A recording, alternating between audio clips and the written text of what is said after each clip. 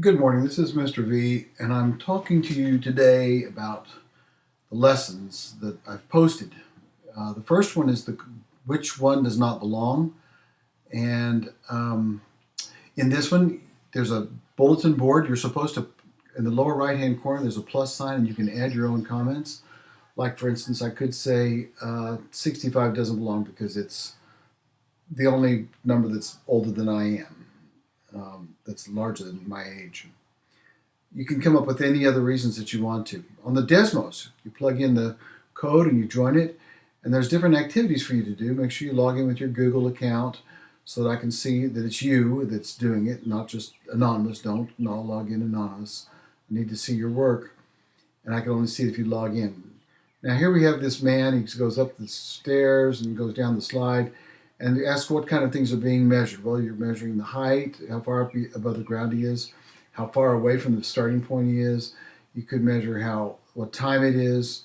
There's different things that you can measure. And you could put this in your document, and after you do that, you can read other people's comments, which is good. Then you make a graph of it, and you do this all on Desmos. And if you've done it with your Google ID, I'll be able to see your work. So here's what I came up with, and it's not exactly correct. Then you play it, and it shows what the actual height was, and you can compare your graph to it to see how well you tell the storyline. Obviously, I didn't have him sitting down very long when I did it. And then he goes down quickly, and he comes up a little bit at the end, and notice that. And there's several activities in this particular exercise. The next thing I have is drawing visual patterns. Now notice it says insert drawing new, and you can insert a new drawing into this drawing. There's different ways of adding a picture. You can take a snapshot of that previous drawing and then add it. So that's what I'm doing here. Is I've taken a picture of that squares and circles, and I've added it in here.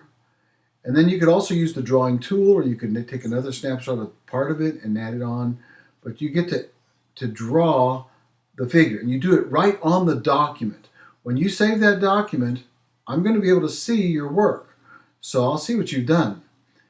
And when you post it, I'll know, and I'll be able to make comments on it to you, give you some powerful feedback. And then you do this and answer the questions. Graph this. This is where you watch a video, and then you graph what it says to do. And so, for instance, this one, how far is the distance from the camera, which looks an awful lot like the one that was done earlier. So here he's going around and around. How far away from the camera is he? And how far away from the camera is he? And how far away from the camera is he? And then he stops and he walks away. And so he's even further away from the camera. Even though he's going straight back, his distance from the camera increases with time.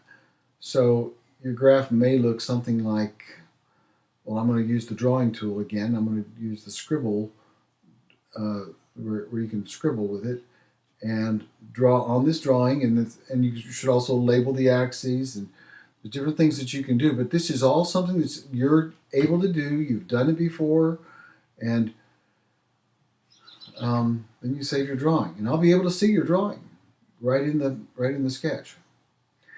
The link sheets is probably the most important part of all that we're doing with these review of functions. And in the link sheets, you can click on the drawing and post your drawing right there. There's also traditional learning. This is the notes that you would take in class if I were to give you the notes. It tells about functions.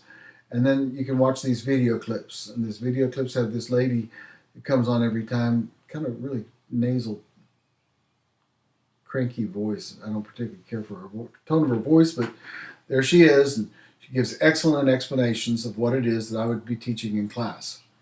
And then there's some Khan Academies for you to practice. At the bottom there's a worksheet, and it has the solutions posted. So you can work through some of these or all of these. These are like test questions. You should treat them like test questions and do some of each section, and then answer them and check your answers with the answer sheet.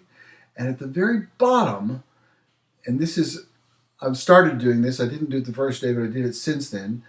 There's a place where you go and you can check your answers in. Looky there, I've put it in red, some of the answers. And this is stuff that you really ought to check out. There's the answer bar that takes you. So good luck and success.